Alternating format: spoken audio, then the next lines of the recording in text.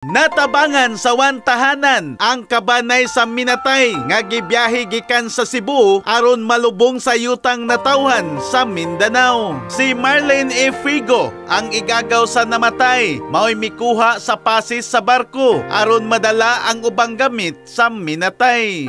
Ang namatay mao si Rizalin Tista Lawagon, usa ka aktibong presidente sa anak sa Suong Mactan, Dakbayan sa Lapu-Lapu. Kansang grupo sa anak aktibo sa pagtinabangay, labi na sa panahon sa kagulanan o pagbangutan sa usa ka membro. Si Brigada Raul Delfrado ang Visayas Area Manager sa Brigada News FM Cebu ug National Director for Community Engagement ug mausab ang founding chairman sa anak uban sa mga membro sa anak ug Attorney Nat Odocado ang miadto sa Suong Mactan sa Dakbayan sa Lapu-Lapu. Dala ang buwak ug hinabang dungan sa pagyukbo sa mitaliwan nga sinaligan sa presidente sa anak. Nasayran sa brigada, hayaon si Lawagon sa Barangay La Union, Dapitan City. Pipila ka adlaw sa dili pa kini ihatod sa katapusang kapahulayan. Kabrigada, dili naman masudong dinhi sa kalibutan ang pisikal nga lawas ni Lawagon,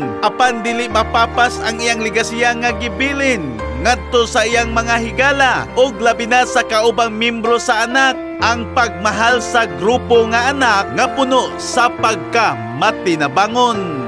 In the heart of changing lives, ako si Brigada Alan Tangkawan sa 90.7 Brigada News FM Cebu, the Music and News Authority.